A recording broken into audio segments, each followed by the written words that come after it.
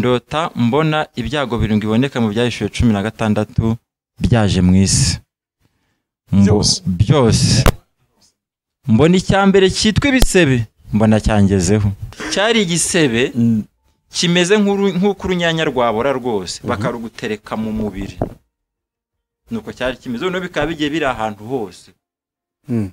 Buriya hari ibintu iyo bavuze ngo ni umujinya w'Imana udafunguwe mwamaze mu gacuma k'umujinya wayo, abantu bazabibona. Ibintu tufata mu mwuka no byinshi muzabibona byaje mu mubiri no mu gufatika rwose, ko byo bitazaba igitangaza kubona papa ayoboye isi. Ntambara ikomeye cya madame.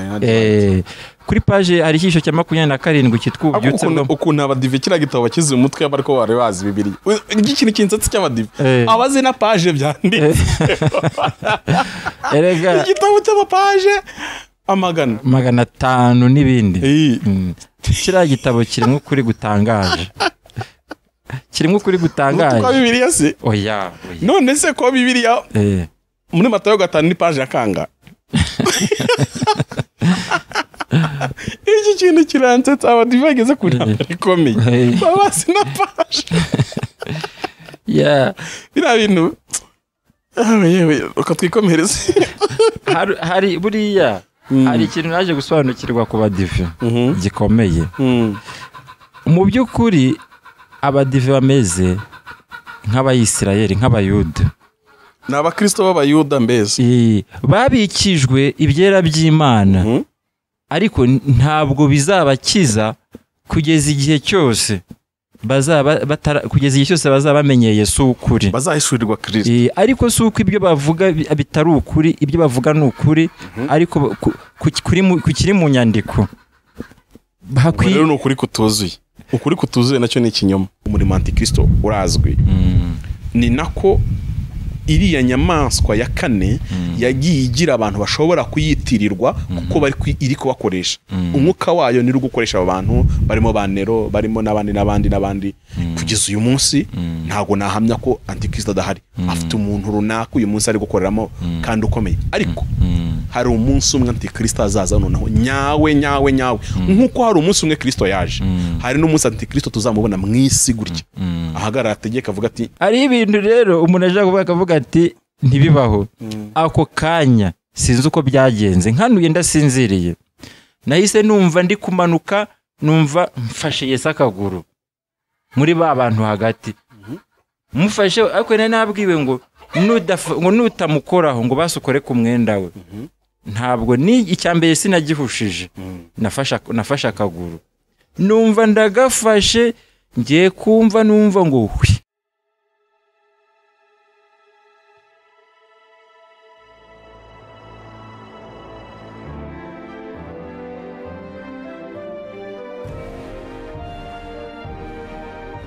Umukora hamagara uwumva ijwi rye wese niyitabe.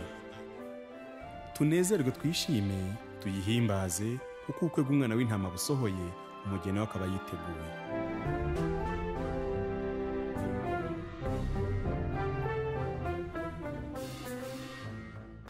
Mboreka dukomeze ibyanjye.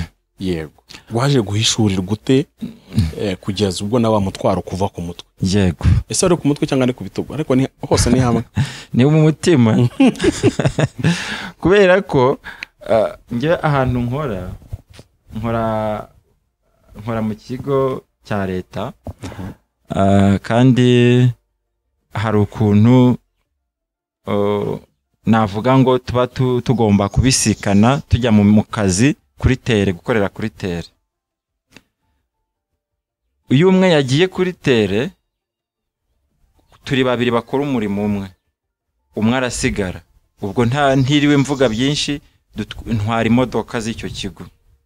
Umwe yagiye kuri tere, undi arasigara. Hakabaho n'igihe tugiye twembi. Icyo gihe rero nari nasigaye, undi yagiye. Ndyamye nijoro ngira inzozi, ndota mbona ibyago birindwi biboneka mu byahishuwe 16 byaje mu isi byose. Mbona icyambere cyitwa ibisebe, mbona cyangezeho. Ariko kingeraho ndimo ngenda mvuga ubutumwa. ariko ngo narumva umuvuga butumwa mu ndirimbo kuko numvaga ibintu by'Imana bimbamo cyane ariko nkiri mu isezerano rya kera mbo nuko kiraza cyarandiye noneho abantu mbona bari kunseka bati ibyo yaga wirirwa uririmba se ubundi ni ibiki ko tubona umeze natwe byatugezeho tutayaga twirirwa twivuna ibyo bisebe byaje kumenya byaha mbese nanjye mbona bindiho none kandi hoze mbabwiriza numva ndababaye cyararyanaga na nubu ngo nyamaze iminsi 2 cy'ikindye kandi naravuye mu nzozi cyari igisebe kimeze nk'ukurunyanya rwabora rwose bakarugutereka mu mubiri nuko cyari kimeze no bikaba bigiye biri ahantu hose buriya hari ibintu iyo bavuze ngo ni umujinya w'Imana udafunguwe mw'amazi mu gacuma k'umujinya wayo namwe mutekereze ibyago tuyo tubona hano mu isi ariko biza imbabazi z'Imana zikiriho noneho mutekereze ibyo bizaza imbabazi z'Imana zitakiri ku isi bizaba ari akaga kuko hazaba hariho izuba rizaba ryaravuyeho nako imvura ngo hazaba hariho izuba ryaka ryokesha abantu bishyuye kandi n'umwuka uyu twumva uhehereye uzaba umeze nk'umwe njya numva muri sauna yo watinzemo ukuntu umva bimeze bo nuko nahise nkanguka ngira Imana ndebwa nti Imana wavuze yuko mu nzozi mwiyereko rya nijoro igihe abantu bashyizwe oya watuye kimwe tubwiye ibisebe ibindi ntibyaje nicyo cyonyine nabonye ndakanguka ariko nyine mbona cyangezeho isi yose irababaye ariko nanjye barimo baranseka nubwo bari babaye ariko barimo bananseka kera akarimbo kajyaga turirimba none bakavuga ngo ngo mbese burya nawe wasigaye sinakubwiye ngo wihane ukanga ndetse wese wihanye wagiye bijya gusa n'ibyo ati nanjye niko gahinda mfite yego nuko narababaye ndababara gusa nkangutse nahise nshimana nti Imana ushimwe ko zari inzozi buriya hari ibintu umuntu arota wasanga ari inzozi ukumva uraruhutse ukabwira Imana uti Imana ushimwe yuko n'iyi si y'inzozi wayishyizeho ntibikagaruke nahise nsenga nabwira Imana yaga nti Imana wavuze ko mwiyerekwa rya nijoro mu nzozi za nijoro igihe abantu bashyizweyo uvugana n'imitima yabo kugira ngo ushyire ikimenyetso ku byo bigisha kandi ukuri ubwibone buri mu mitima yabo ndabona ari cyo kimbayeho kuko nzi yuko utanyanga nzi ko unkunda none ndashaka gukora ikintu ntigeze nkora mu buzima kandi ndakwinze ngo unyobore kuko numva ibi bintu bindambiye ntabwo nshaka ko ibi bintu bizambaho aka kaga narimbonye yeba byari ukuri navuga ngo nivuga nti niwo mubabaro w'ibihe byose umuntu ashobora kugira kuko nubwo ndi umunyabyaha nakoze ibyaha byinshi ariko nahoraga numva mfite inyota yo kuba hari ikintu cy'Imana namenya ngo nzakiriye se nkumva hari na byinshi kandi koko nigomwe mu buzima buriya twebwe abadivantiste hari ukuntu dukomera ku mahame cyane ndabizi ariko ngo abadive ejo bundi nabonye positive atarika abadive ntabafunga mutwe atuzi ko aribo bantu ku isi batajya baduha konji na rimwe ngo nta munsi n'umwe mugira mu isi yiza ngo munduhiko icyo cyari gikwiye kubigisha nibuze se mwaruhutse mwaduhaye nk'umwaka w'isabato kuko birira wigisha hari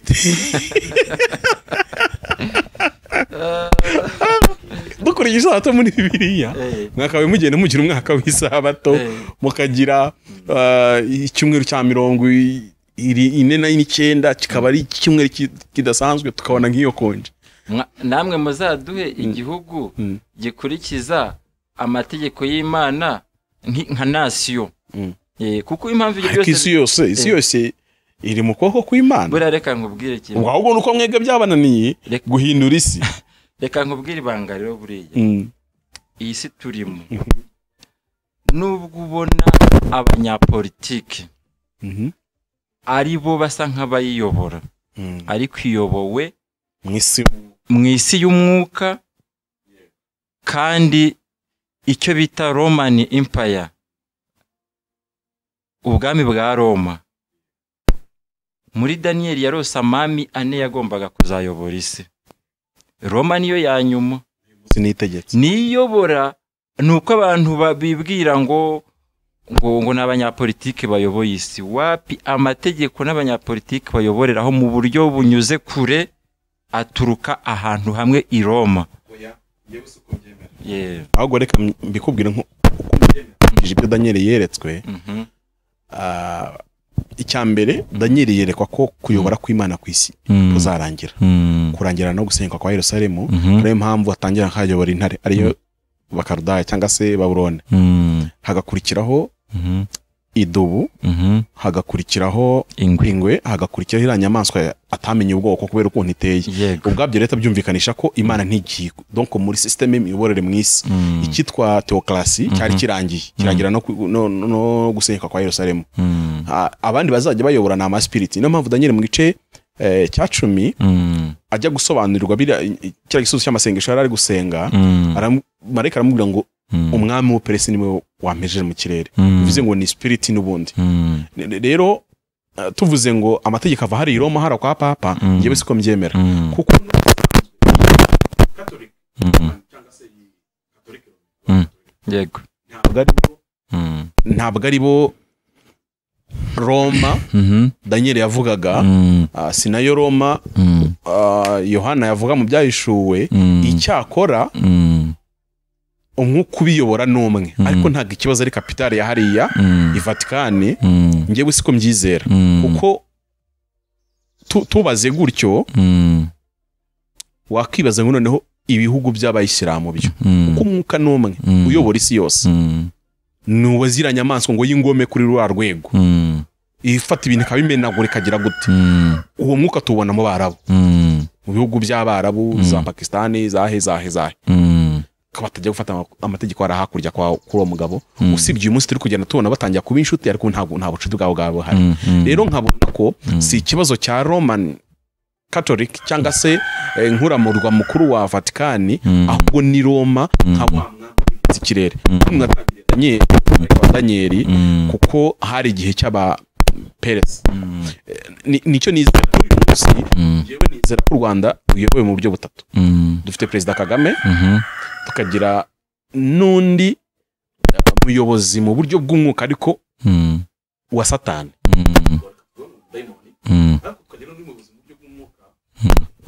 Cyangwa se na marayika. Abo bayobozi ko ari batatu nibo bayobora u Rwanda kugeza ino saha. Niyo mpamvu nsaba umukristo wese, niko Paulo yavuze, akwiye kugira umwete wo gusengera perezida kugira ngo tumuconnecte n'umugambi w'Imana. Hanyuma nitutabikora, hari abapfumu bataryama badasinzira n'abarozi n'abakonikoni muzi imvune bagira. Njya numva ngo baraye muri Nyungwe, cyangwa leta ubwo bakuriye umuntu akaryinjiramo bakajya mu Kivu bakagira gute, kugira ngo nanone wa mutware wo mu mwijima aba ari domina igihugu. Ibyo rero abantu ntabwo tuzi ubutware dufite mu masengesho ku Rwanda twaruyoboza Imana mu buryo tubishakamo, ariko no mwete nabitora bagize umwete. Marezuma nta mwete dufite. Yego, hanyuma nkubajije uravuze uti zira nyamaswa uko arenye zagomba kugarukira ku isenywa rya Yerusalemu. Oya, ntago ariko mvuze. Navuze ati ahubwo zitangirira ku isenywa rya Yerusalemu. Ku isenywa rya Yerusalemu. Yego. None naho reka mpakubaza. Bibiliya ihamya yuko Yesu yavutse ku yihe ngoma? Y'Abaroma. Biranditse muri Bibiliya. Yerusalemu navuze gusenywa kwayo rero ushaka ko yitiranyije n'ingi yasenywe n'Abaroma. Je navuze yasenywe na Nebukadineza. Yasenywe na Nebukadineza. Kandi iyerekwa ryarabaye ina nyuma yuko isenyuka. Yego. Nayo mpamvu Daniel yerekwa kuko muri Isiraheli bo bari bazi ko umwami wabo mukuru ari Imana, ariko ntayabona muri iyo system, ahubwo ngiye kwibona birangira. Akavuga ngo Nebukadineza we yarose igistati cy'umuntu, abona umutwe, abona n'iki. Ariko Daniel wabibona yabibonye ari inyamaswa. Urakoze cyane ako kantu uvuze. Ni ibintu bibiri. Donc Imana bisanzwe ishaka kugwishura ikintu nanjye kakimishura kakadushura mu buryo bubiri butandukanye, ariko iduhe message imwe. Kuko Nebukadineza ntiyagomba guhabwa message nk'iya Daniel kuko Nebukadineza ni umunyapolitike, Daniel ni umuhanuzi. Yego. Nebukadineza yagiye guhabwa ubuhanuzi nk'ubwa Daniel, yari kujya kwica abamede n'abaperesi n'abagereki ku buryo ayo mahanga atazigera abaho. Yego. Wenda nubwo ari kugerageza ntibikunda ariko ari kugerageza. Niyo mpamvu Imana imuha imvugo ya politiki kugira ngo yumve ko ari we mwami, ariko nyuma ye ubwami buzakorera we. Nta nubwo burya yigeze atekereza ko ari abamede n'abaperesi, ntabwo yabwiwe.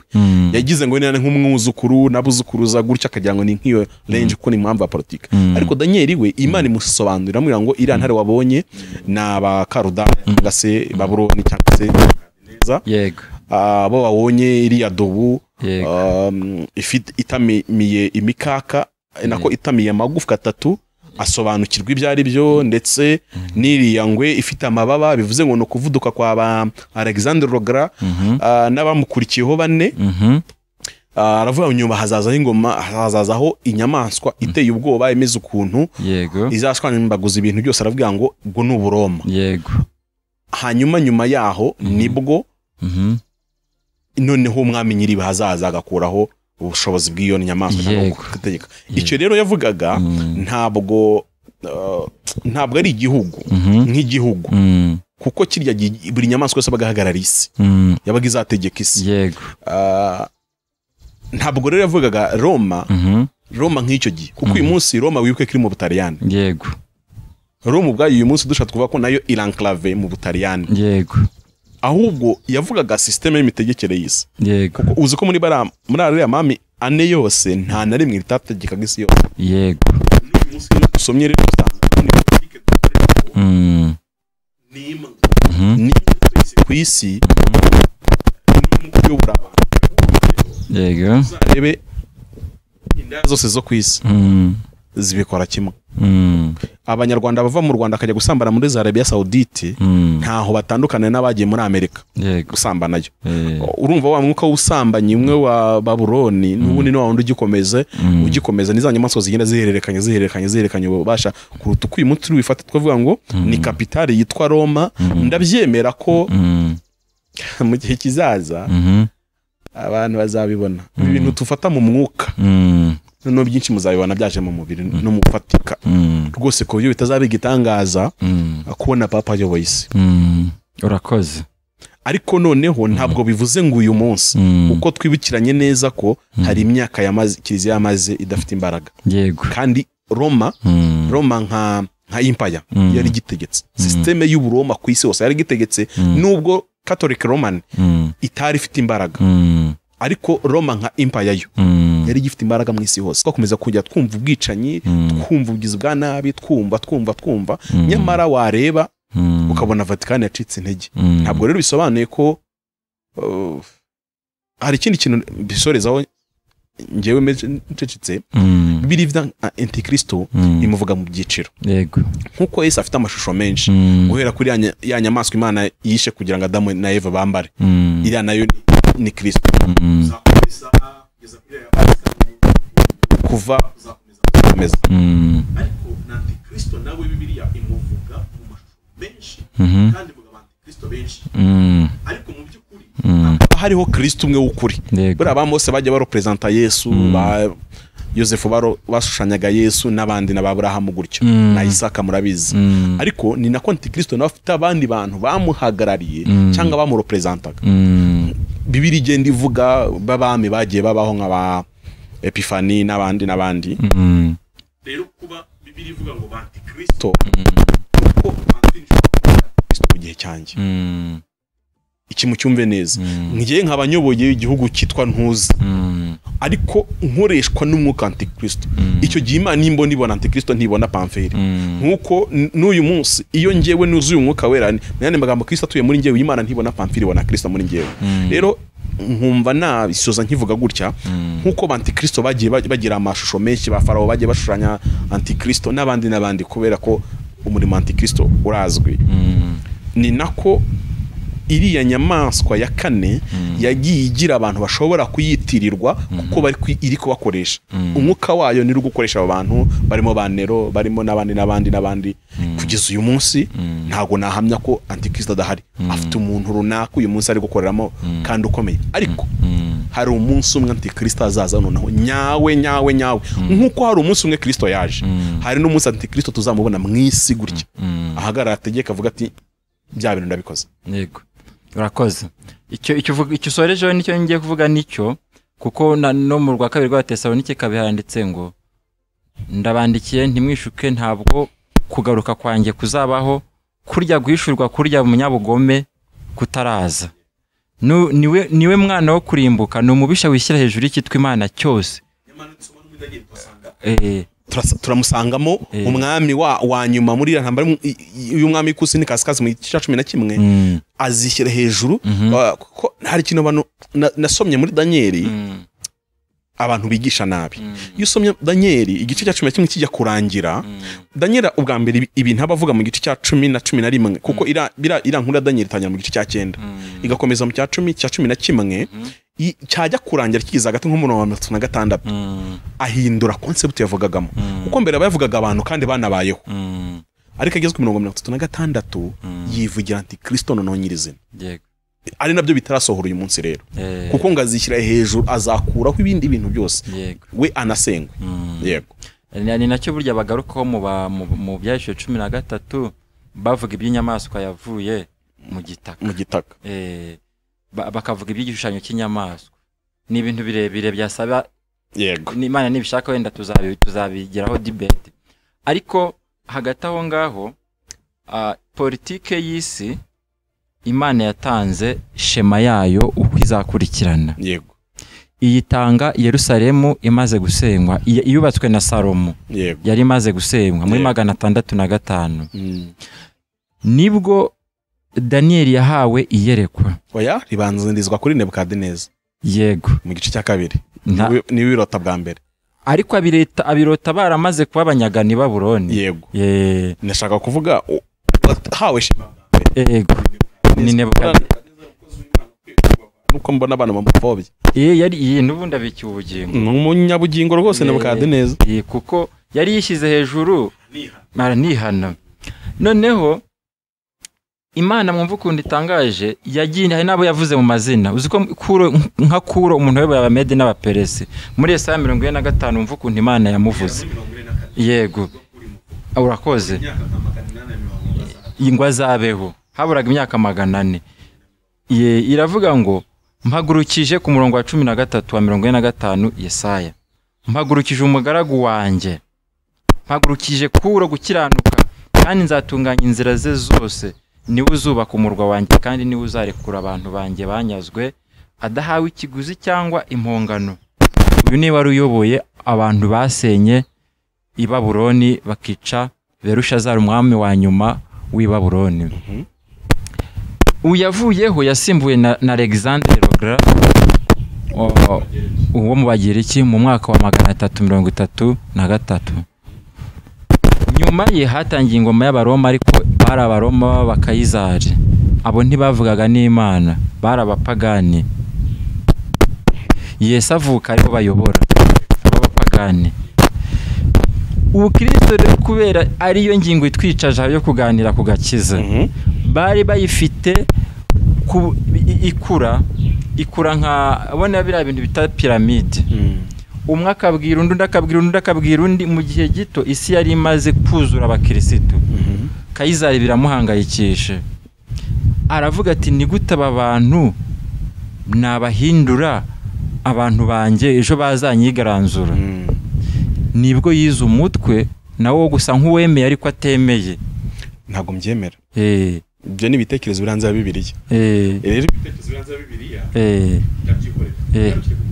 Urakoze. Icyo kintu tuzakiganiraho ubwabyo, kuko impamvu yabyo bitewe na teoloji umuntu yize. Abangirikani bagira iyabo, buri dini rigira teoloji yayo, kandi buri bose bahengamira ku myizerere yabo.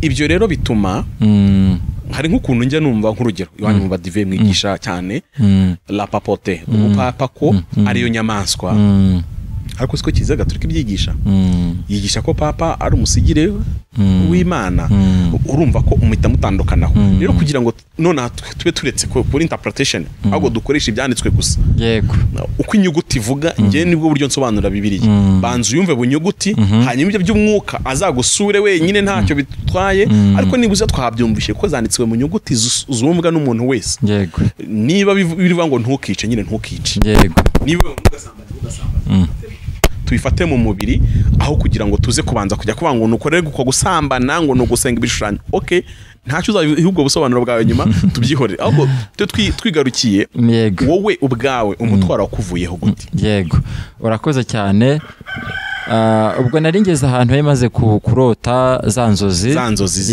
z'igisebe cy'ibyago 7 icyo nasabye Imana nagisabye kuko nayo maze iminsi ubwo ngarutse kuri kwa kundi niyirizaga ubusa nayo maze kubikora 3 ko 2 kose neshuwa nkeshuwa nsinzwe gusa n'inzara gusa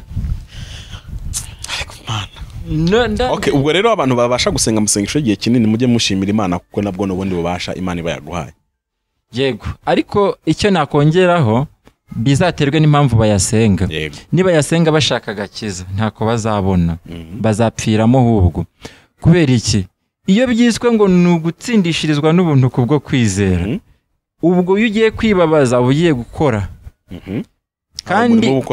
kandi Pawulo aravuga ngo iyo umuntu akoze agahabwa ngo abyita ibihembo ntabwo byitwa impano ntabwo byitwa ko yahaye ubuntu nanjye Imana yaje kukimbwira nyuma ngo impamvu kijya gihe nanze kubikora wari kujya uvuga ngo ni njyewe wirije ubusa nkajya mbwira abana nti nimugende mwiriza ubusa hanyuma mubona agakiza bigakurura ubuyobe umva igihe cyarageze noneho Imana ubwayo inyoherereza izo nzozi nizo zamvanyeho izima kandi indi myumvire nari mfite nayo yari yarambase nari narize kenshi nyine sinzi niba barayinyigishije mu kidive sinzi niba ari ninge nayo uzo wayivanye ikizo nuko ari kurimo ikizo nuko ari ndimo nari nzi yuko iyo uri umunyabyaha ukagenda ugapfukama ahantu ukavuga ibyaha wakoze ubundi ukizera uhita ubabarirwa nacyo n'ikindi kinyoma nacyo ni ikinyoma kubera yuko yatabayeho kuva amaraso nta kubabarirwa ibyaha kwibaho n'amagambo amaraso ya Yesu atamenetse ku bwawe yego noneho icyo nacyo numva Imana irakinduhuye kuko izo nzozi zaje zigira ngo icyo kintu nari nariziritseho ko nayaga mu bantu nkababwira nti nabivutse ubwa kabiri kuko nabahaga cya kintu Imana yankoreye muri jenoside nicyo nitaga ko nakiriye imbabazi ariko nyuma Imana iza kumbwira ngo imbisomo riri mu Baroma 10:31 ngo wa 30 ngo abo natoranije kera narabahamagaye abo nahamagaye narabatsindishirije abo natsindishirije nabahaye ubwiza nibwambwiye ngo kirya gihe ryari hamagarwa ntabwo kwari ugutsindishwa noneho ngira amatsiko njya nkora ubushakashatsi ndi none se ubwo hamagarwa ko ari kimwe gutoranywa kikaba ikindi natoranyijwe ryari byo no gutsindishirizwa byo nabyo kikaba ikindi guhabwa ubwiza mpita numva ko ni esikariye enye umuntu asabwa kugira ngo agere mu ijuru iya mbere yo gutsindishwa nako yo gutoranywa nafashe Bibiliya ndiga iyo ntabwo ari Imana yinsobanuriye nubwo narize ndayisobanukirwa nsanga ngo Imana ibwira Yeremiya ngo nakumenye ukiri urusoro mu nda ya mama wawe ntarakurema pe ntarakurema nkugira umuhanuzi uhanurira amahanga ako kantu reka mpite ngasobanura ikintu abantu bakunda kumbaza kenshi batuma ntemera ibyo kuboneza urubyaro ko ari icyaha ntabwo Imana ibwira Yeremiya ko yamumenye ari intanga za nyina n'izase zirukwazo urusoro ni intanga ebyiri zamaze guhura yego nibwo Imana ibara umuntu yego ntabwo Imana yamubwiye ngo burya ngo intanga za so zikiri kwa so n'izanyoko zikiri kwa nyoko ngo noneho oya ahubwo wabaye urusoro urusoro rero ni igihe habayeho gusama. Umuntu udukurikiye uboneza urubyaro cyangwa ukibifiteho izindi nduru n'izindi zimeze gutyo, umenye ngo Imana ibara umuntu iyo intanga zahuye. Ubu Pamvili ngene intanga ngendana n'undi mukobwa ugenda ari intanga ngendana ntabwo ari abantu, kuko muri izo z'uwo mukobwa nizo zavamo imihango ituma umubiri wongera kuba regenere n'ibindi. Rero abantu bakwiye kwiga ubwenge bw'Imana bakabusobanukirwa, bareka mu mateori y'abantu byananiye gukiranuka bagahanga ukwabo ko gushakira ibyaha aho bitari. Niba uburyo ukoresha mu kuboneza urubyaro bwica ryaremwe, ugukoze icyaha wice, kuko umuntu already burya ishusho y'Imana maze kugera muri za ntanga ebyiri zahuye. Ariko niba intanga zitara, kuko niyo quoting nkoze kuri Yeremiya, Imana imuhamagara ngo nakumenye ntarakure nk'isukira urusoro. Ibyo rero abantu bakwiye kubyumva bakabisobanukirwa. Yego. Kwa turi kumuhamagara. Aho nta kintu ngende bivugeho ko ikintu cyose iyo nkimenye nk'ubwo urakavuze numva ni concept nshyashya, ahubwo ubwo mpaye umukoro wo kuzayitekereza. Genda itekerezeho nayikora ushaka. Abisiramu bizera ko umuntu aba umuntu nyuma y'ibyumweru runaka gutyo, muri science bizera ko umuntu aba umuntu ubwonko bwatangiye gukora n'ibindi, ariko siko Imana ibigera. Mbo biransaba ku icyo ndio ntagize wanabwiraga barabizi twikomereza. Urakoze. Gusa icyo numva nuko ndi tanveri yo kuba against yawe, ariko ntabwo ariko mvuze ntacyo bitwaye. Okay, noneho nahise menya ko kuba naravutse Imana ikemera ko isura yanjye bamwisi, ubwo nari ntoranyijwe. Noneho guhamagarwa byo nibwo nyine namenye. Yego, ariko menya ko Imana ihamagara mu buryo bwinshi. Uyo wanze byose wabyanze iguteza ibyago n'amakuba. Yego, Joel wari muzima najya kubona nkabona nacitse akaguru ndi mu modoka, noneho akaribwo mbasha kubona igihe cyo gutekereza ku by'iherezo ryanjye. Aho ngaho akaba ari wo muhamagaro. Noneho nibwo rero icyo nayaga nita ko natsindishijwe nahawe imbabazi z'Imana, nibwo namenye ko kitari cyo, ko ahubwo yari umuhamagaro. Icyakurikiyeho nuko ubwo nari ibyo ni wowe wabyisobanurire gutyo. Nibyo ninjye nabyisobanuriye, kuko hari ukuntu iyo umaze kwakira imbabazi z'Imana, Imana igushyiramo ubwenge bwo kwiga Bibiliya ukayumva ukayisobanukirwa. Ubwo maze rero kumva noneho ya myizere yanjye nyikubise hasi yuko ngomba gupfukama nkabwira Imana ubundi nkababarirwa, nibwo namenye ngo nasomye amagambo. Imana yambwiye amagambo ngo genda usome muri Zaburi y'139 ku murongo wa 23 ngo Uwiteka ngo Mana ndondora umenye, mvugutira niba hari ikibi kiri muri jye ugitekure. Ayo magambo nibwo namenye ko ngiye ubwanjye ntanazi icyaha nkora icyo ari cyo, kuko kuvuga ngo ndagenda mfukame mbwira Imana ngo nakoze ibi, n'uburyo nge n'interpretamo icyaha ntabwo ari bwo Imana icyinterpretamo.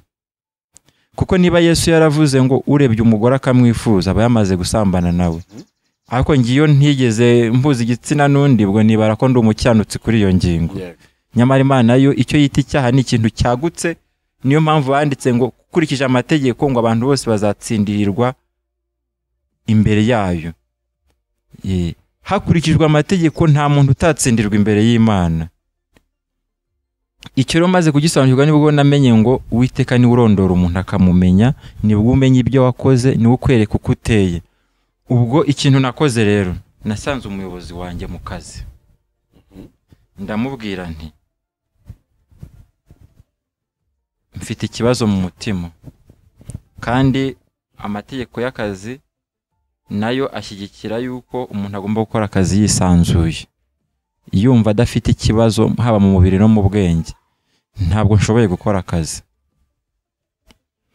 Niko nabwiye umukoresha wanjye, ntabwo ngishoboye gukora akazi, kananiye.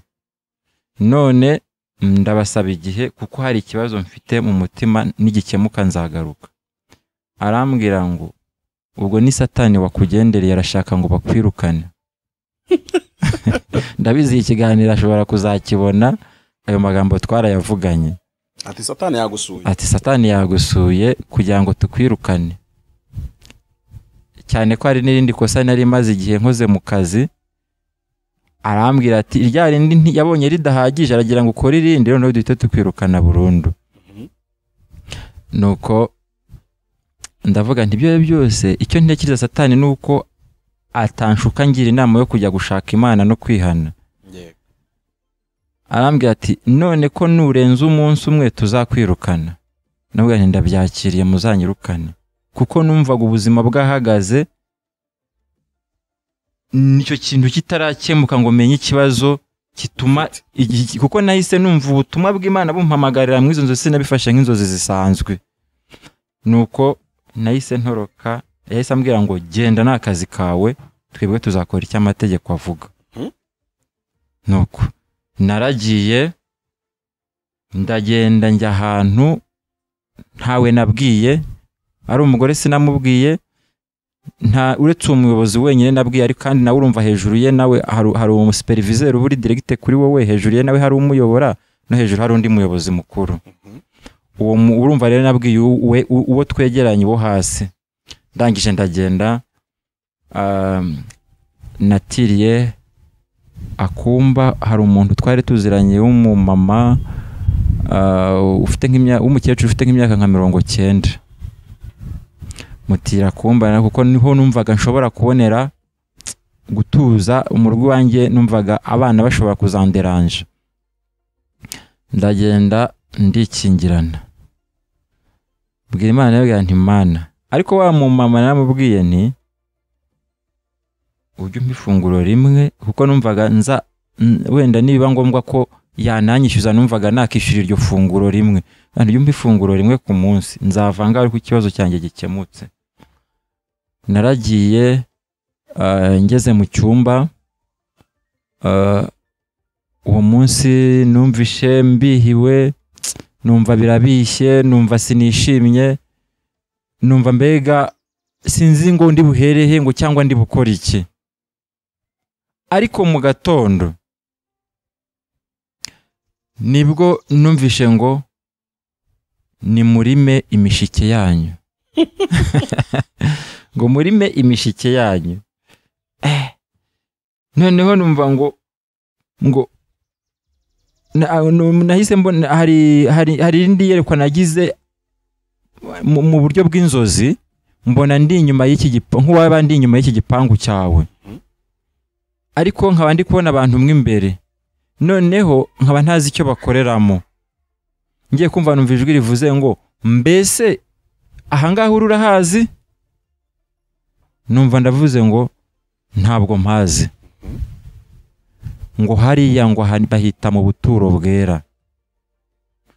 Ngo none ngo ko umuntu uje mu buturo bwera aza yitwaje igitambo, wakizanye? Ndavuga nti none se Mana, igitambo ni ikihe, uko nzi ko Yesu Kristo ari we gitambo kandi akaba yaratanzwe, ndasabwa kumuzana gute? Arambwira ngo Zaburi haranditswe ngo igitambo nishimira ni umutima umenetse. Nabyo numva simbyumvishe, ngo igitambo nishimira ni umutima umenetse. Noneho ndavuga se umutima umenetse ni iki? Aravuga ngo nk'uko ikibindi kimeneka ntihagire ikintu gisigaramo. N'umutima umenetse ni umutima wamaze kuvamo ibyo wari wishingikirijeho byose, ugasigara wumva ukeneye ubufasha. Akivuga uko ntabwo nongeye gutekereza, ahubwo nahise numva intekerezo ziyobejwe ku kuntu nataye akazi.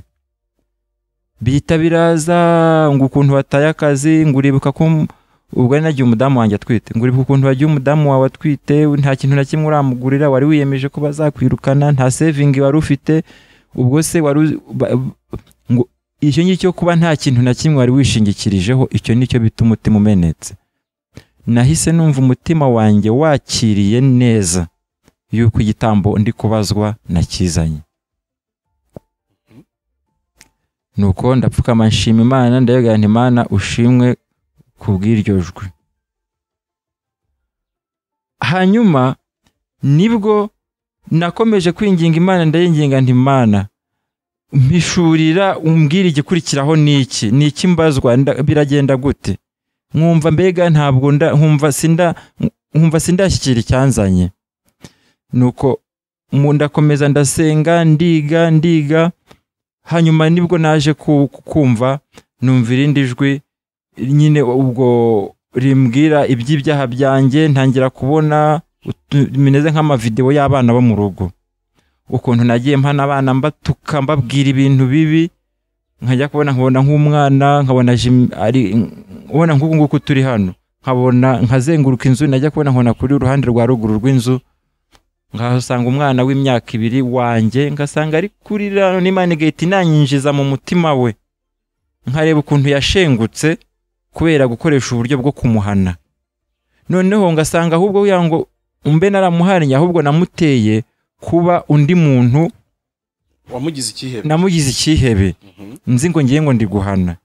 Imana ikanyereka kwa kuvuga nabi ubwira umugore ukuntu byakomerekeje umutima w'ukuntu yabaye undi muntu bigukomotseho. Imana inagenda inyereka uburemere bw'icyaha n'uburyo ngewe ntagifataga. Ibyo nge nitaga ko wenda ari uburyo bwiza bwo gushaka iterambere, bwo gushaka gukiranuka k'umuryango, Imana inyereka ukuntu birimwo ikibazo. Ibyo birangiye nahise numva ngize ubwoba bw'ibyo bintu byose, ukuntu nagiye nangiza, kandi yahitaga inanyereka n'uburyo n'iryo kosa nazarikosora. Igahita inyereka umwana ukuntu nshobora kumuzamukana nkamujyana ahantu hiherereye, tugapfukama tugasenga, nkamusengera, akongera akabona urukundo rw'ababyeyi be, bya bindi bikongera bigakosoka. Nuko twarakomeje nguma aho ngaho. Ubwo ni ku munsi wa gatatu, nibwo naje noneho kubona irindi yerekwa. Mbona Imana irambwira ngo usigaje ngo uyu munsi ni kuwa nyuma, ngo ejo ni Isabato, ngo hanyuma uzataha kuwa mbere w'Isabato. Sinamenye kandi ibyo bimbwira ari ku cyumweru. Navuga ngo ejo ni Isabato kandi ejo ari kuwa mbere, noneho ngahita ntaha kuwa mbere w'Isabato. Numva simbyumvishe. Nibwo nabajije se bisobanura no kumubwira ibintu by'uwa mbere w'Isaba. Nibwo nasobanukiwe yuko Isabato yanjye ikiruhuko kiza kubaho bukeye bwaho, hanyuma ngataha naraye mbonye ikiruhuko cy'umutima. Ariyo Sabato nyayo ivugwa mu byanditswe byera. Ariko icyo nyine byanditswe byera Sabato si umunsi. Ni ukuvuga ngo hari ibintu byanditswe muri Bibiliya bigaragara mu buryo bw'umubiri, ariko bikaba bifite ikindi gisobanuro mu buryo bw'umwuka. Isabato rero nayo niko imeze. Isabato ni umunsi, ariko ikagira igisobanuro kirenze kuba umunsi, hakabaho ubusobanuro bwimbitse bwo kuruhuka umutima, ugahura na Yesu noneho ukumva koko wararuhutse. Ni ukuvuga ngo Isabato ni ikintu kiri mu isezerano rya kera. Iyo uyiruhuka mu buryo bw'umunsi, ubu kiri kwa Mose. Ariko uwo Mose nawe ni ingenzi yatabayeho, nta nubwo Imana irigisha. Ndayishima kuko ibyo bintu byose narabisobanukiwe. Yarambwiye ngo mbese kugira ngo nsobanurire icyo kintu, yarambwiye ngo mbese umugabo n'umugore urabazi? Inyigisha icyo kintu hereye ku mugabo n'umugore. Ati umugore yavuye mu mugabo, ariko noneho n'umugore nawe arongera akabyara umugabo. Ati none umugore yabyara adafite umugabo? Hoya. Umugabo wese yabyara adafite umugore? Oya.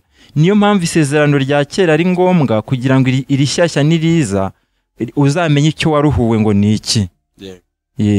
Iyo utabaye muri bwa bubata bwo mu idini, ngo umenye uko no mu idini naho ubwaho nta gukiranuka kubamo, niyo Yesu ashatse kukwihishurira nabwo ntubishyikira, ahubwo ubwo kwirata ukagira ngo ntubihe agaciro, ntubihe uburemere. niyo mpamvu Imana ibanza ikakureka ukaruhira mu idini wubahiriza amategeko yaryo, ariko nyuma ikazaguha igisobanuro nyacyo cy'iby'umwuka. Nuko isabato nyisobanukirwa mu buryo bw'umwuka burengeje uburyo bw'umubiri. Nuko ubwo nahise nishima, mbwira Imana nti Mana ushimwe urakoze, nti ubwo unsobanuriye, ubwo unyemereye yuko nzataha ejo ku isabato, ariko nubwo ubwo hazaba ari kuwa mbere hasanzwe lendi, yego, ariko nibwo wogiye gutangira isabato mu yandi magambo, yego. Noneho nahise njye ntekereza ku kazi, kuko ubwo numva nari ngifite inyota y'akazi. Ndavuga nti nari nzi ko bazanyirukana, none Imana irabimpaye kandi nabimpaye n'akazi ntayirukanwe. Numva ntangiye kwishima. Kumbi hari ikindi kintu kiri inyuma cy'umutego ukomeye ntari namenye.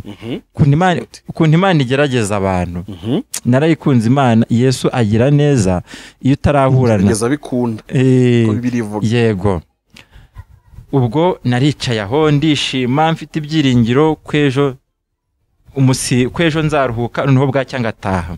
Ubwo nagomba gutaha mardi. Nuko bifashe nanone mu mubiri kandi naho harimo ikindi kibazo. Ndi kubisobanura mu buryo wabyumvaga mu buryo bw'iminsi ifatika, ariko njye nabwiye ngo nzataha kuwa mbere w'isabato, ariko mu by'ukuri mu buryo bufatika hari mardi. Noneho mu gihe nari nongeye kuryama, mbona ndi mu kibuga, umva nakinnye umupira w'amaguru, ndawukina kugeza ubwo naniwe, nkajya nsinda nkabona umuntu araje yanditse n'ikaramu y'umuriro utukura, akandika ngo icya mbere, tukajya muri centre tugahereza, tugakina nkabona nsinzi icya kabiri, bakandika icya gatatu, bakandika bigeze ku 10, mbona umupira urahagaze. Noneho mbita ndaserebura, ngenda niruka mu kibuga ngo wa twabatsinze. Mu gihe ndi guserebura, mbona papa umbyara aje inyuma ngo hoya, ngo simbyemera, ngo ntabwo watsinze, ngo ahubwo ngo nitwe ngo watsinze, ngo 8 natwe dutsinda 2, ngo ntiwatsinze 10. Navuga nti ariko uri kubura natsi ngibiraho byanditse, numva ari kuntesha umwana, ngo ndi wintesha umwana, reka nserebure. Ndakomeza ndaserebura kuko nabonaga byanditse, ntari kwibeshya. Nuko ndabaza Imana ibi bisobanura iki? Ati amategeko 10 Uwiteka kubaraho kwica urayatsindishirijwe, ariko Satani ntiyigeze yemera, kuko mukomoka kuri so Satani niwe so wabona gukwiruka inyuma. Ntabwo yigeze yemera yuko watsinze, kuko hari amategeko 2 yumva udakwiriye kubabarirwa. Ahubwo 8 yavugaga ko natsinze 8, nabo bagatsinda 2. Noneho ati hari amategeko 2 yavuga ko udashobora kubabarirwa. Nuko ariko no nkagira ibyiringiro, kuko nabonaga byanditse kuri taburo bikinariho. Nuko ndakomeza ndaserebura, ndishima, ariko hakaba hari igitabo nasomyemo kivuga ngo hari gikomeye, ntambara ikomeye cya madame. Kuri page hari icyisho cya 27 cyitwa ububyutse bwo. Ukuntu abadive kira gitabo bakize umutwe bariko bari bazi Bibiliya. Igikintu kinsatsi cy'abadive abazi na page byanditse. Erega igitabo cy'amapage 500 n'ibindi. Kira gitabo kirimo kuri gutangaje. Kirimo kuri gutangaje. Kwa Bibiliya se? Oya. None se ko Bibiliya muri Matayo 5 ni page yakanga. Iki kintu kiransetsa abadive bageze kuri ikomeye. Babasi na page. Bira bintu.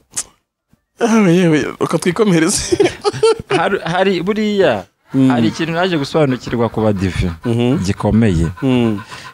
Mu by'ukuri abadive bameze nk'abayisirayeli, nk'abayuda. N'abakristo b'abayuda mbese. Babikijwe ibyera by'Imana, ariko ntabwo bizabakiza kugeza igihe cyose kugeza igihe cyose bazaba bamenyeye Yesu ukuri, bazahishurirwa Kristo. Ariko si uko ibyo bavuga bitari ukuri, ibyo bavuga ni ukuri, ariko kuri mu nyandiko. rero ni ukuri kutuzuye. Ukuri kutuzuye nacyo ni ikinyoma. Sinzi ahubwo navuga ngo bakwiriye kuva mu nyandiko. Tuba tugenze kuri ibyo wenda nyine harimo no kuri umodive. Niyo mpamvu wenda uvuga uti dufite package nini ariko itagize icyo tumariye. Yego. Imaze iki nyine. Kuba mufite ibyasezeranyijwe reka tuvuge gutyo. Ariko bitagize icyo bamariye uyu munsi. Ni nko ku Isiraheli Yesu ariho avuka ariko ntacyo bamariye. Okay. Reka noneho tumugereranye mu Isiraheli n'umugiriki. Umuyisiraheli wo noneho reka tuze kugenda noneho kumugira iki uyu munsi ushatse kuvuga ni wowe ni umukatolike ni umuporo. Donc icyo dukwiye kwemeranya ni kimwe, ituro rya Kristo nta kimana itakoze kugira ngo tuzabone ubugingo, ahubwo amahitamo tugira ni yakomeza kugenda kuko Kristo afite umugeni mu Badventiste, afite umugeni. Ngewe nimera ko Kristo afite umugeni muri Katolika. Nubwo hari imihango myinshi abakatolika bakora ariko si bose, kuko hari bavuga ngo basenderejwe by'ukuri bagihawe roho mutagatifu, kandi umuntu yahawe roho mutagatifu na Petero yagiye abwira abantu ati ko Yesu nawe yabasendereje bari abahariya, iki gituma tubimpa amazi. Yego. Arakoze.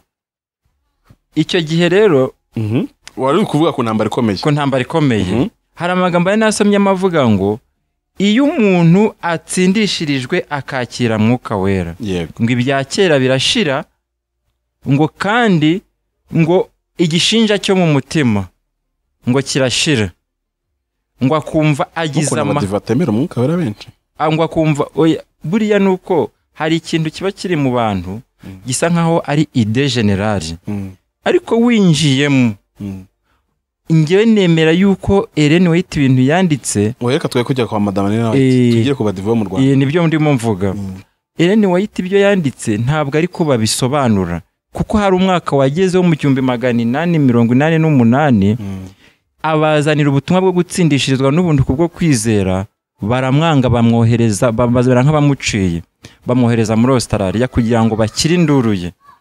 Noneho baje mu Rwanda baranze ubutumwa bwo gutsindishirizwa. Magambo abaje mu Rwanda n'abavuye muri Amerika ntagara bavuye muri Australia bo bigishijwe n'ubwo bundi bw'ubuntu no gutsindishirizwa.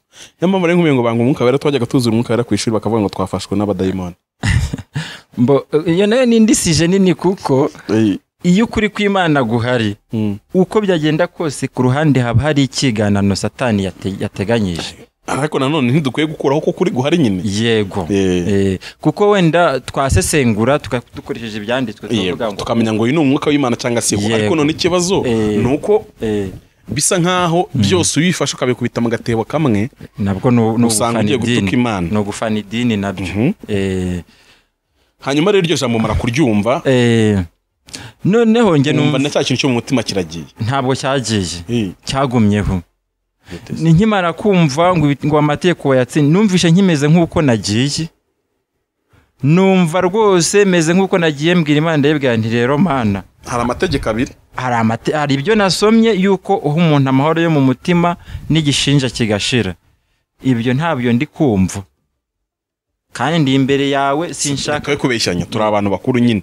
Ati rwose nurumva bitabaye, najye nyambaza abantu Imana, ariko Yesu yaje mu buzima bwawe nk'umwami w'amahoro, ariko we nta mahoro ufite mu mutima, ubundi Yesu arahari. Ntibishoboka, ntabwo biba byabaye. Impano ya mbere cyangwa ikintu cya mbere kigaragaza presence y'Imana mu buzima bwawe ni amahoro atari nk'ayabisi, ni amahoro atemba mu mutima. Yego.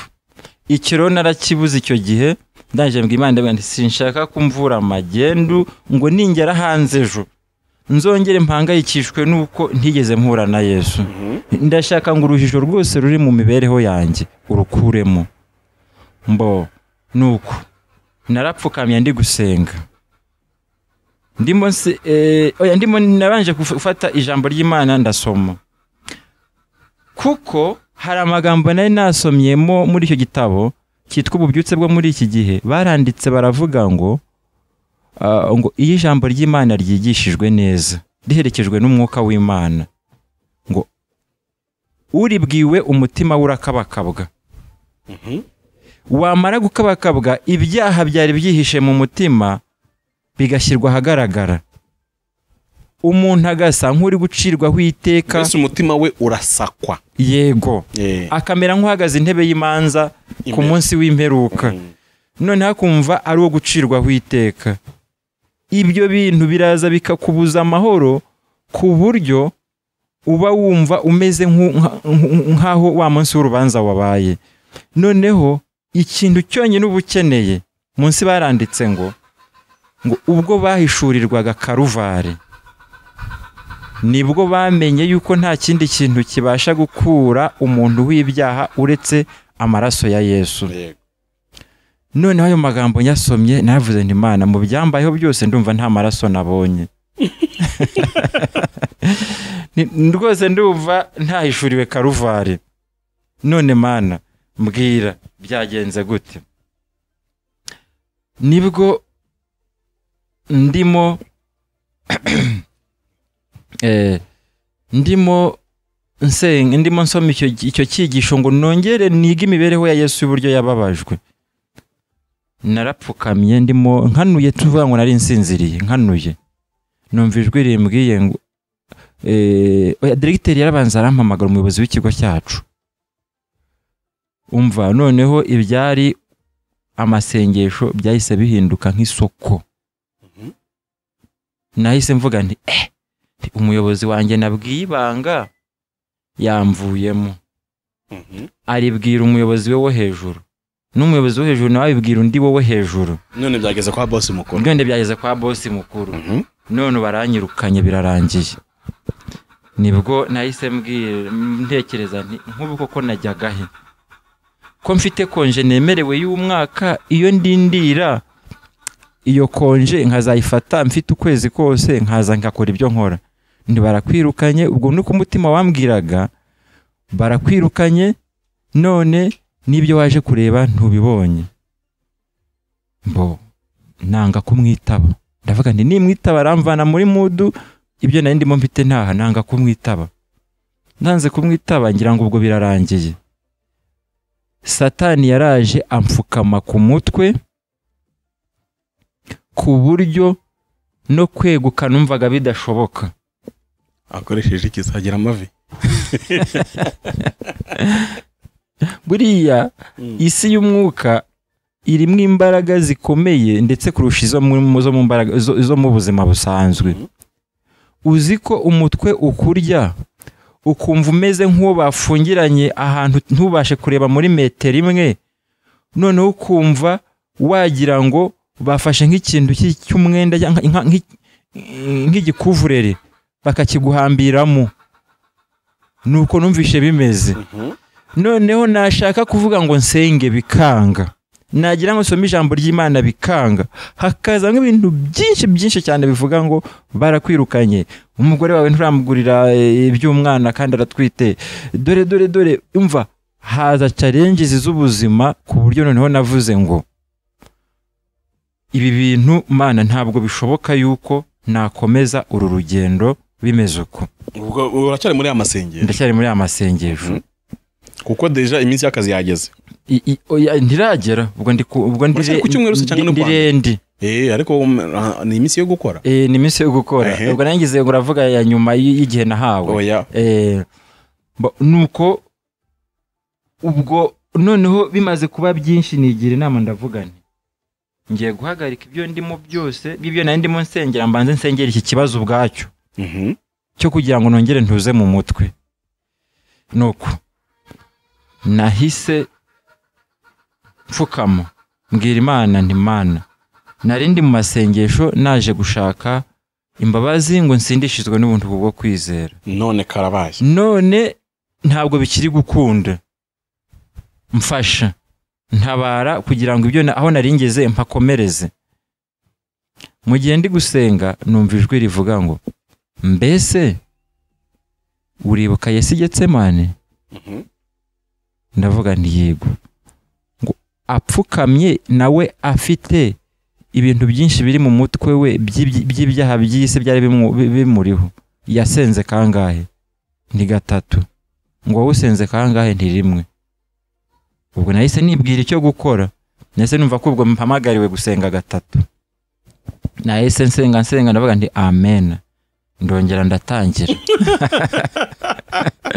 Ndongera ndasenga ngo amen. Ndongera ndatangira. ndasenga bwa gatatu ngiye kumva numva ijwi ngo umuntu waje kureba Yesu agasanga Yesu ari mu nzu, iyo nzira imwe abantu buzuye bakabura aho bamunyuza. Byagenze gute? Batoboye inzu hejuru, batoboye amategura. Ngo we ntiwabikora? Inzu y'abandi bagutije ngo usengeremo. Ari ibintu rero umuntu aje kuvuga akavuga ati ntibibaho. Ako kanya sinzi uko byagenze, nkanuye ndasinziriye, nahise numva ndi kumanuka, numva mfashe Yesu akaguru muri ba bantu hagati.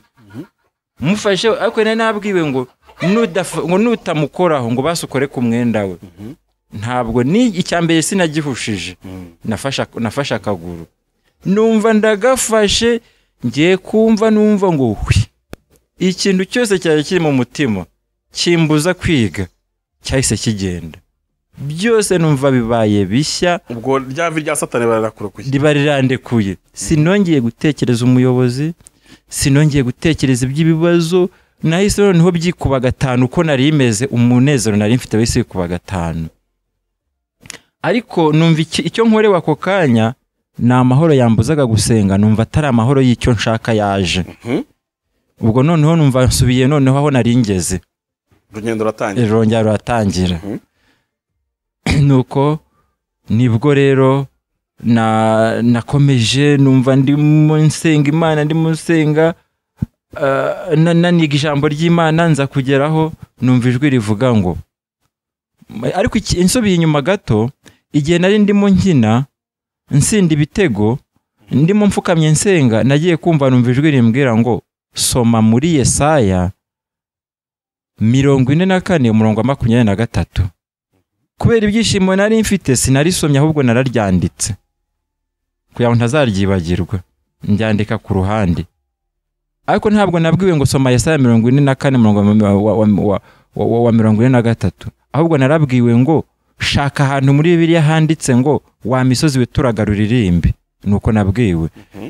Noneho ubwo nge ndishatse, kuko nari mfite telefone ifite ukuntu ifiritira isomo, mbona ryanditse aho ngaho, njyandika ku ruhande sinarisoma. Noneho maridi mu gatondo ibirageze, umunsi wawe wo gutaha nabwiwe, kandi ugera cya kintu cyitwa amahoro yo mu mutima nashakaga kitaje. Umva, aho habaye urugamba ruruta izindi ngamba zose. Nahise noneho nta kazi k'ibyiringiro, ndavuga ngo Mana, birashoboka yuko ibyabereye aha muri iki cyumba byose nibwiraga yuko ari we tuvugana, menya atari wowe. ahubwo nari nagenderewe na Sekibi. Yego. Umva, Imana Yesu araryoshye ku buryo ntiwakumva ukuntu ibyo bimeze. Arakugerageza ku buryo koko nyine umukurikira utagifite ikindi kintu wishingikirijeho. Niba wumva akazi hari icyo kakikumariye, niba wumva ufite alternative B, wenda A ni itsindwa uzafata B yatsindwa ugafata C, ntabwo bizigera bikunda. Uzabanza uziheture zose, nizirangira nibwo uzamenya Yesu wari we, kuko nicyo cyitwa umutima umenetse. Ugomba kubanza ugashiramo byose.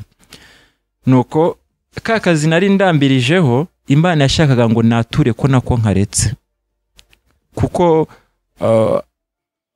hari ikintu cyabaye cyo kwimukira mu cyaro mu Badventiste ubwabo mbwira bo barabyumva.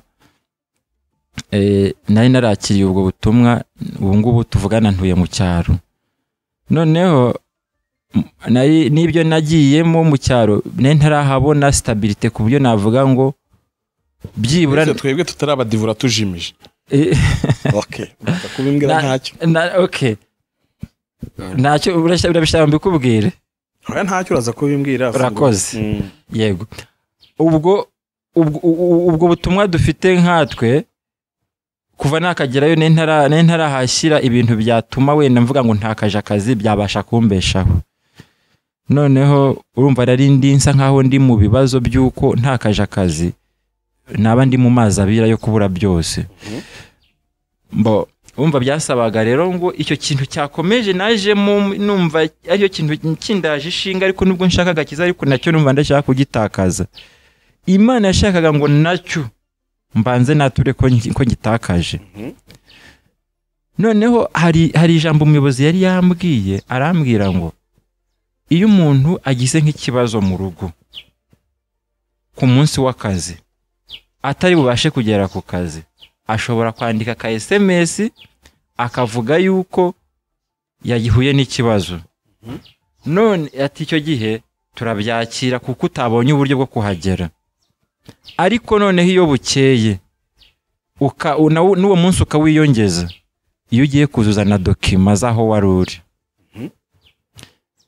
Kandi none ndavuga nti nk'umuntu w'Imana ntabwo nzaba navuye gusaba imbabazi ngo njye guhimba dokima yuko nari ndwaye. Urumva nari ndi ahantu mbega hasa nkaho hatemewe. Kandi umunsi wa kabiri wamaze kugera, deja ubivuze ngo nageze mu cyiciro cyo gutanga ibyangombwa byaho narendi. Ako kantu rero kanjemo nahise mvuga nti Mana, nari nishimiye yuko ntaha maridi ngahita nihuta mu gitondo cya kare nkajya kwipresenta wenda nkahagera nakererewe. None sindabona amahoro. Noneho n'ubusatani nkumva mu mutima ngo taha, nugaruka uzakomereza aho wari ugeze. None umutima ugahita ugarukana, none ngo uribuka za nzozi warose urwaye ibyago 10, nuva aha ngaho utabonye imbabazi aya mahirwe ntuzongera kuyabona. Biba bibiri. Nanditse message bwa mbere, nandika message ngo uyu munsi sindi uboneke. Nayandika najya kuyohereza nkongera nkayisiba nti iyi ngiyi niba yicenshura nta kintu kiza cyo kunsova kizaba kirimo. Nkongera nkandika indi, narangiza mvuga nti hoya ushyizemo akantu ko kubeshya, nkongera nkayisiba. Noneho bigezaho ndandika nti n'uyu munsi simboneka, ndahumiriza ndohereza kuri sendi, mboniragiye. Noneho ikimara kugenda, uzi yuko ikimara kugenda uwo mwanya maridi yuko uwo munsi nawe ntari buboneke, Imana yahise imanuka ubwayo irambwira ngo ko naguhaye isomo nturisome. Nuko mpita mfata Bibiliya ndayirambura ndasoma Yesaya. Reka ndisome iryo somo, ni Yesaya 44 ku murongo wa 23. Umva ukuntu narasomye, havuga ngo ririmba wajuruwe kuko Uwiteka yabikoze, rangurura wakuzimu ko hasi we, nimuturagare muririmbe mwa misozi mwe, nawe shyamba n'igiti cyose kiririmo, kuko Uwiteka yacunguye Yakobo kandi azibonera icyubahiro mu Isirayeli. Iri somo ntabwo narirangije kurisoma, ngezemo hagati nahise numva imbaraga ntazi ahantu ikomotse iraza yinjira mu irugu, nikubita hasi, nagize amarira ntazi uko angana, ngashaka ngo ni karume biranga. Umva birangiye nk'ima y'iminota 15 nagiye kumva numva umutima sinzi ibintu by'isi byahindutse. Ari inzu nazireba nkabona zahindutse, abantu nkabona bahindutse, nareba ibiti nkabona ni byiza, mpita numva indirimbo zose ziri kuza. Noneho iz'amaraso zo zazaga zishoreranye indirimbo y'119, yavaho hakajyaho iyindi, yavaho hakajyaho iyindi, ku buryo nasohotse aho ngaho kuko nahise numva niyo wazana iki noneho ngo nshidikanyishe ku byabaye, niyo wazana abadayimoni b'isi yose ukamanura ijuru ukarikubita hasi ngo nshidikanyishe ku cyabaye, nahise numva ko bidashoboka. Donc wese wumva ko ubu noneho bukijijwe. Yego.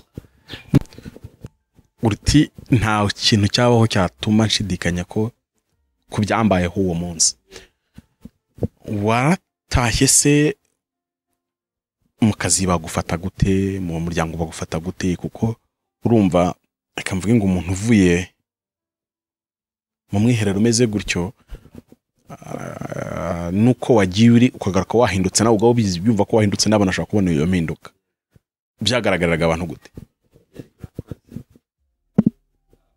Mu by'ukuri navuga ngo byari byinshi. bambuka inyanja itukura ngo indirimbo ya Mose. Numvaga nanjye ari indirimbo ya Mose indimo gusa.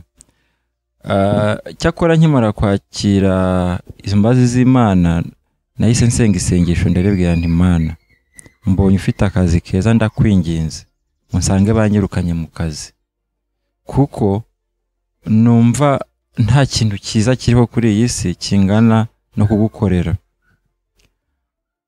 Ndayibwira nti ariko Mana, nabisenze mu mutima kuko nzi ko hari igihe Satani ajya yivanga mu masengesho kugira ngo akaguha ibisubizo bitavuye ku Mana.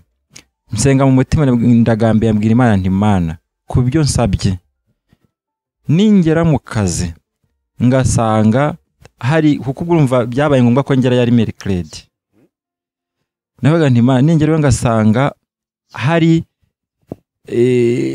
umwuka wuko nataye akazi, niyo bambwira gusa ngo kuki wagiye utasabye icyo cyonyine, batarambwira n'ikindi, nabwiye Imana ndababwira yuko nari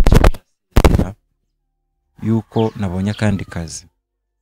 Ariko ningerayo ngasanga warabibagije nk'uko Nebukadineza yavuye ku ngoma akamara imyaka 7, ukajijisha ab'ibwami bose ntibamenye ko hatari umwami ngo bashyireho ubundi, yagaruka ukongera ukamusubiza ku ngoma, nanjye ntihatagira uwo mwuka wo kumbaza, ndamenye yuko wishimiye ko nkiguma mu kazi kawe, nzakora umurimo wawe ndi mu kazi kawe, nako ndi mu kazi nakoraga.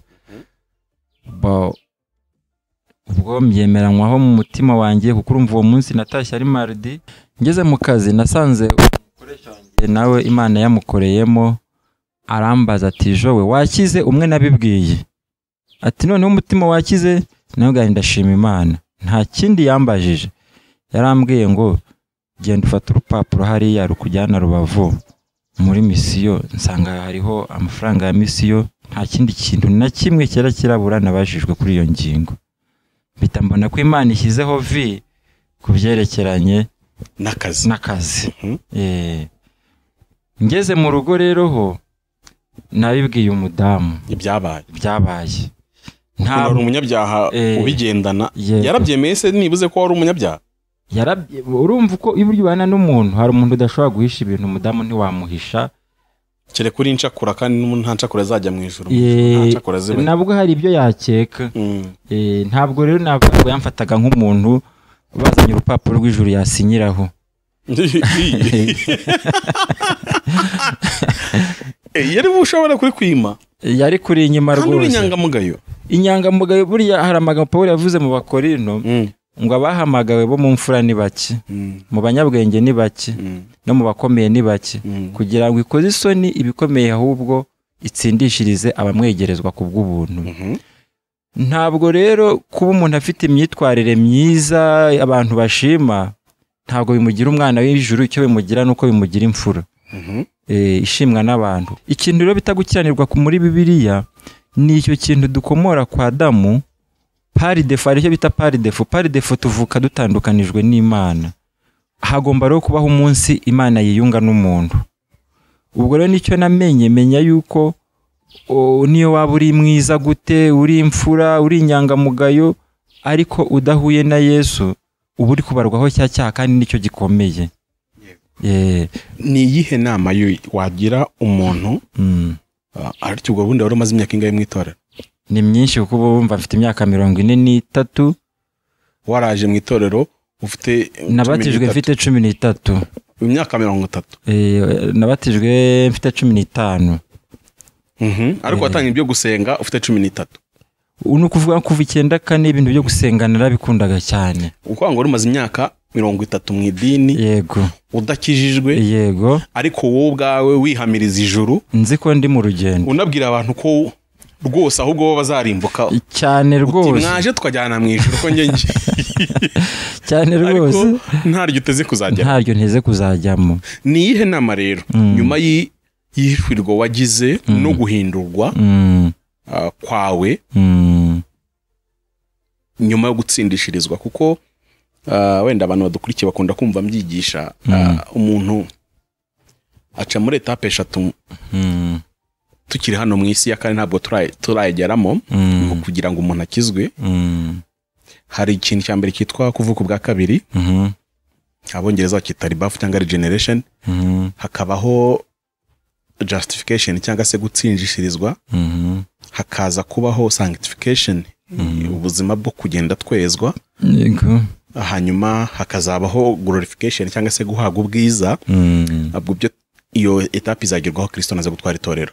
Uyu munsi iyo umuntu amaze gukizwa, ize etape 3 za mbere zibera rimwe, ariko iya gatatu irakomeza kwezwa. N'ubuzima bwa buri munsi unagenda akomeza kwezwa. Cyakora kuvuka ubwa kabiri no gusindishirizwa ni ibintu bibera igihe kimwe, tutazi ukuntu bikorwa na twabibara mu masegonda, ariko biraba. Yego. Marezo dufite abantu benshi babayeho mu dini ibyo bintu bitakozwe. Yego. Kuko iyo byakozwe nyine mu bintu bya mbere bibaho, Yesu akima mwami n'umukiza, kuko yima mu mutima ntabwo yima ku mubiri. Yego. Umutima ugira amahoro naho nyuma bagukubita. Yego. Bakagukubita ukaririmba ngendo mu Kristo 108 mu ndirimbo z'abaprotestant, ngo sinzi mwebwe ariko muragirara ntaye tugire ngendo mu Kristo ntabwo megera. Ibyo bintu nicyo kintu kiruta ibindi bintu byose. Uyigihabwa umwuka wera azana amahoro no kubohoka mu buzima bwawe. Kuko urumva umaze gucindishirizwa, urumva gutsindishirizwa n'ijambo ry'inyamategeko. Nuko urahagaze imbere y'umucamanza, hanyuma akagaragara umuntu uvuga ngo ariko ibyo byaha bya njyewe narabyishyuriye, ari byo Kristo yakoze. Kuko Satani aba hari nk'umushinjacyaha, Imana hari nk'umucamanza, ariko na Yesu hari nk'umwavoka ukuburanira. Satani akakurega, Yesu agahitaguruka avuga ati ibyo bintu byose nabyanye ku musaraba. Icyo gihe rero ubarwaho gukiranuka kwa Kristo, ntabwo ari kuva mu bintu bitegetswe n'amategeko. Ubundi umwuka wera atangira ku murimo wo kugenda kweza, kugira ngo use na Yesu kandi akwejesha ijambo ry'Imana. Ubwo buzima rero bwakubayeho. Ni iyihe nama ushobora kugira umuntu uba mu idini unamazemo imyaka myinshi, nandetse wagiye ubwiriza n'abantu benshi? Icyo nkundira Imana, kera muri 2006 Ezira Mpyisi nyakwigendera yigeze yazi igitwe niho nigaga. Harigisha aravuga ngo aricuza imyaka amaze yose abwiriza isabato, kuko yataye igihe nabeje abantu. Icyo gihe amaze yigisha abwira abantu isabato, yababwira Yesu. Ntabwo ibibazo dufite umunsi tutatu bifite. Aravuga ngo nabwe nibwo agitangira gukizwa. Binateza polemique cyane igitwe. Urumva ni harya mu gitaki, sinzi ukuntu muvane bari intara niba ari iki bintu biraho ngaho. Igitwe ni ku Cyamihogo ni bukose bo bahagarariye se East Africa abadive gutyo ukuntu. Niho bahereye da. Niho twakita nko kuntangira abadive mu Rwanda. Abakita ngo ikize wanyu mubwira hari icyo bita union cyangwa union, ni urwego rw'igihugu, abadivantiste rw'igihugu. Munsi yaho akaba icyo bita field cyangwa association. Sinzi ukuntu ibintu byaragitwe babyitaga. Abantu biteza polemique cyane. Abantu bati Mpyisi yayobye yagize gute, ariko yasobanura ukabyumva, ukumva ko yagize guhishurirwa kurenze inyigisho n'ibitabo yigiyemo, ahubwo yahuye na Kristo. Njya nkunda kubwira abantu ko udahishuriwe Yesu ntabwo ushaka kumumenya. Yego. Ntabwo Yesu bamwigisha. Yego. Kuko njyewe ni ijambo yambwiye ndabyibuka. Aramira ngo njye ntabwo banyiga. Mpita mubizanitse Pastor Ntuza ntabwo yagiye kwiga theology. Aramenya ngo uzagenda umubaze ntabwo biga Imana. Yego. Biga ibintu ku Mana ariko ntabwo biga Imana. Imana utayihishuriwe, kandi guhishurirwa Imana tuvuze ntabwo ari kuryama karota cyangwa kujya mu masengesho nk'ibyabaye kuri Joel. Ushaka kuhishurirwa mu byaremwe, wahishurirwa mu ijambo ry'Imana, wahishurirwa muri Kristo Yesu mu buzima bwa Yesu, kandi ushaka no kumuhishurirwa nyine nkuko Jo yamuhishuriwe. Bitabaye ibyo rwose ibindi byose turibeshya.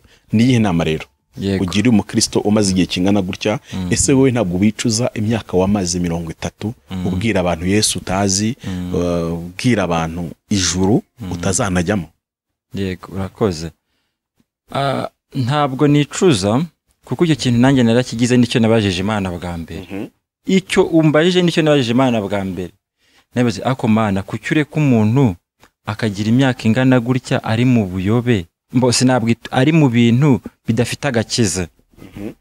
Irambwira ngo, yansubije amagambo numva atangaje. Irambwira ngo ibyo babyita imihango. Ngo kandi umukobwa utagira imihango nta nubwo avamo umugore.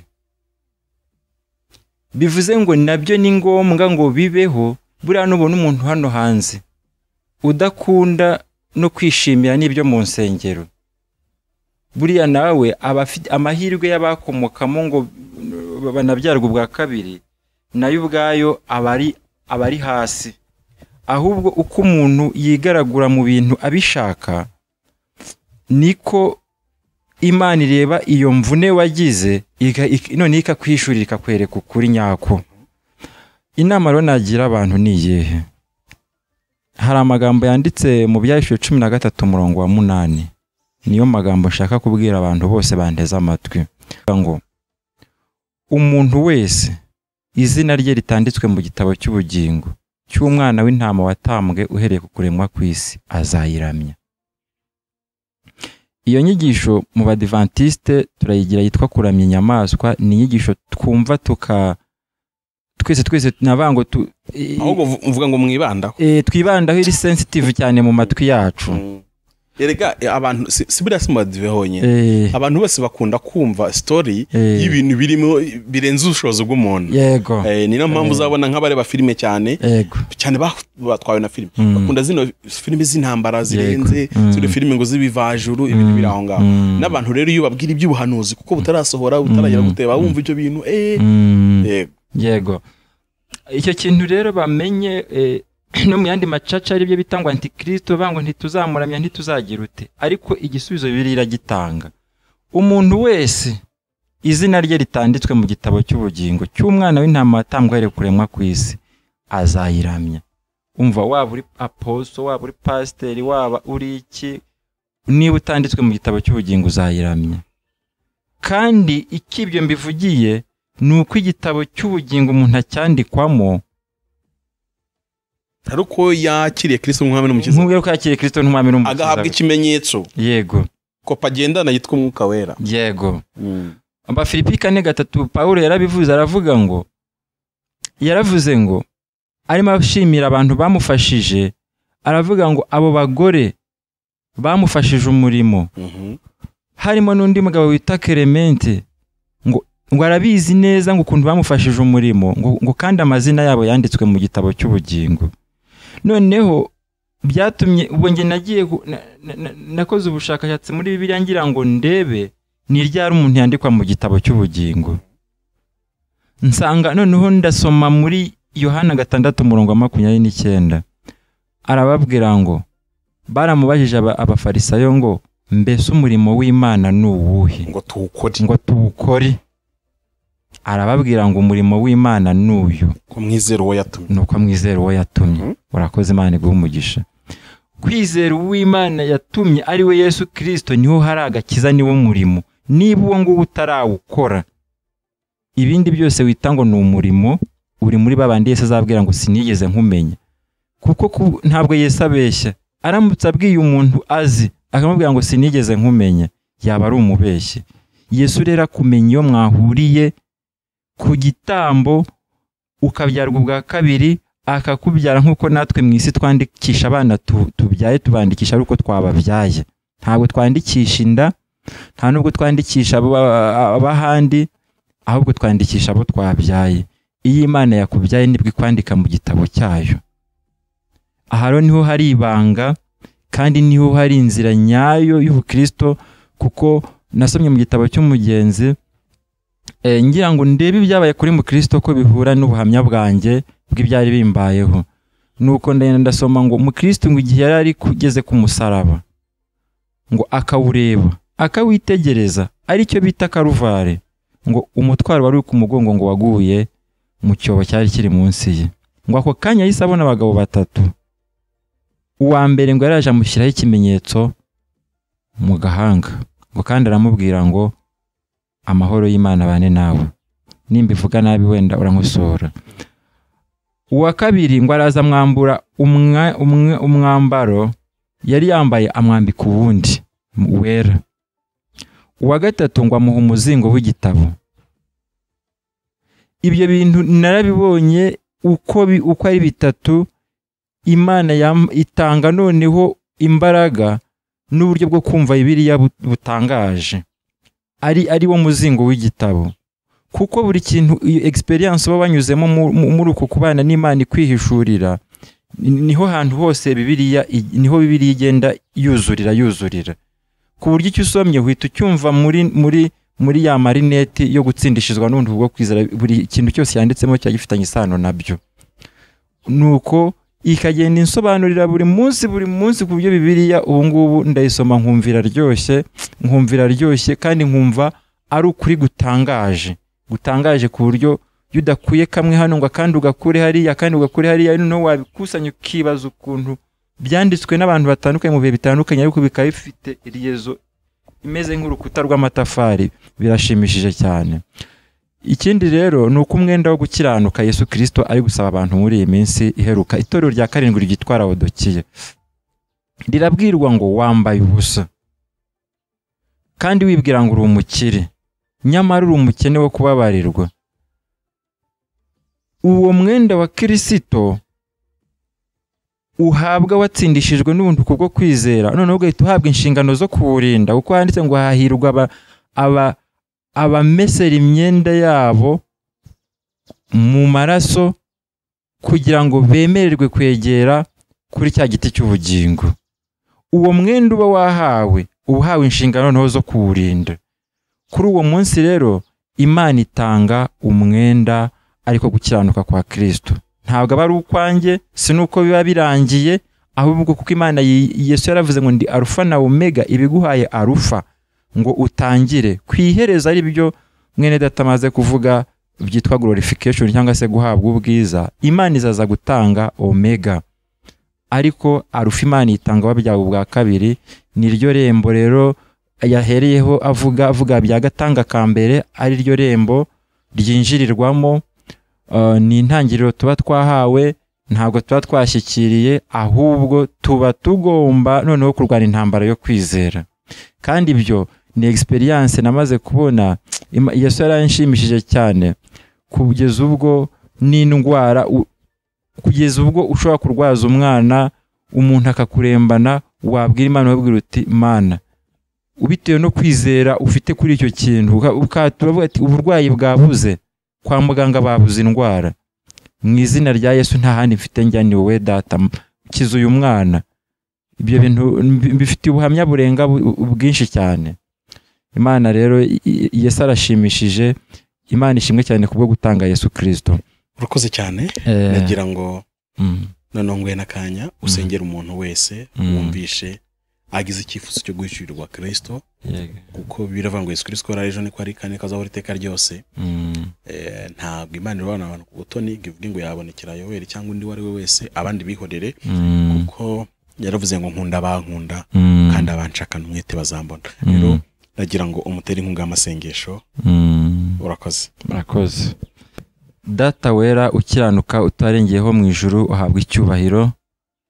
Ni wowe waremye umuntu umushyira ku isi, acumuye uramucungura, uhabwa icyubahiro. Nukuri mpamya n'umutima wanjye wose yuko ikikuraje ishinga muri iyi si ari uko abantu bakira agakiza. Ntabwo ubutunzi n'amafaranga ari byo bintu bizatugira icyo bitumarira mu minsi turimo twinjiramo, ahubwo umuntu wese utarabashije kwakira Yesu Kristo nk'umwami n'umukiza we, hari akaga gakomeye yuko azaramya inyamaswa ndetse n'igishushanyo cyayo. Ndakwinginze ngo muri uyu mwanya ugenderere imitima y'abantu yose bifuza kwakira Yesu Kristo nk'umwami, ngo bihishurire, maze ubereke neza ntama w'Imana ukuraho ibyaha by'abari mu isi, bamwakire babashe gutandukana n'ubuyobe buri hanze ahangaha burimo bugwira. Kandi wavuze yuko ijambo ryawe uzarigwiza vuba mu isi, ngo ndetse bidatinze ukarigabanya. Nzi neza yuko mu minsi ya vuba hagiye kuza inzara n'inyota muri iyi si, ubwo abantu bazakubita hirya no hino bashakisha uwababwira ijambo rimwe ryabakiza. Ariko nizera neza ko uyu mwami ukicaye ku ntebe y'imbabazi ariyo mpamvu uri kubitanga, kugira ngo isezerano wasezeranye kera rivuga ngo mu minsi iheruka ngo umubibyi azakurikirana n'umusaruzi, umwigisha ari kwigisha, maze undi akaza, imbabazi abantu bakazakira. Icyari gitwikiriyeho umwitero ndetse n'igikingirizo wakivanyeho, kugira ngo abantu bose babashe kwirebera hera cyane. Ndakwinginze kugira ngo imitima y'abantu barushye iri hano ku isi yose uyigenderere, maze ibashe gusobanukirwa Yesu Kristo ukuraho ibyaha by'abari mu isi. Nuko rero Mwami, nta mpano nziza mfite naha umuntu, nyamara wowe nzi ko ufite byose. Ndakwinginze rero ngo aho ntagejeje intekerezo kandi ubona ari ingenzi, uhaduhere ubuntu, maze ubyongere ku byo dusabye, byambaje ninginga mu izina rya Yesu Kristo Umwami wacu. Amen.